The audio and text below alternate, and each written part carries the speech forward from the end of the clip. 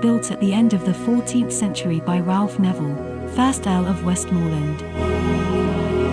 He and his successors played important roles in the defence of the Scottish border in the late 14th and 15th centuries, and the castle symbolised their power in the area.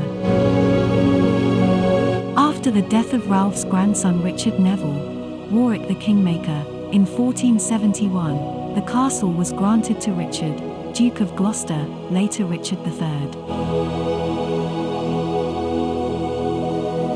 Contrary to what might be expected, the castle was not built at the highest point of the hill, which lies 170 meters away.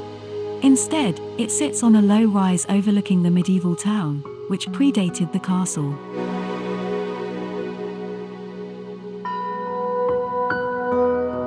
Its architecture was not primarily concerned with defense. Though it offered the usual robust security measures of castles, monasteries and large urban residences of the day, gatehouses, secure doors, narrow windows on outward-facing walls, it was mainly a place of administration and diplomacy. Some of its early buildings in Ralph Neville's time were probably of timber, built against the enclosing stone curtain wall.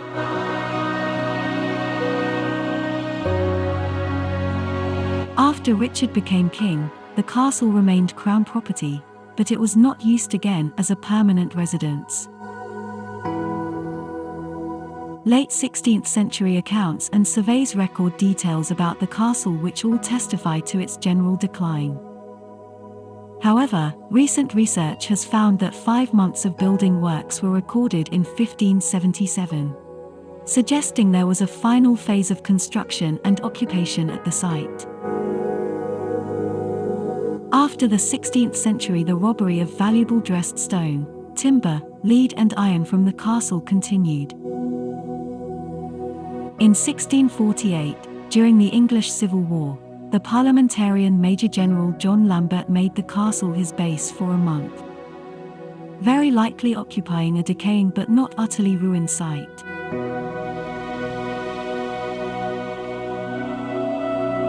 By 1695, however, it was described as in ruins.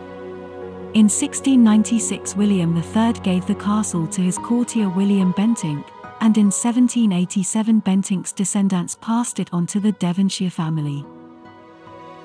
By 1845 the castle had changed dramatically with the completion of the access road to Penrith railway station, itself completed in 1846.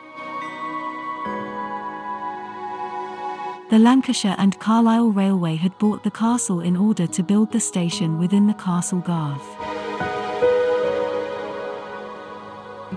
This, together with the access road, meant the loss of probably half the castle's medieval footprint.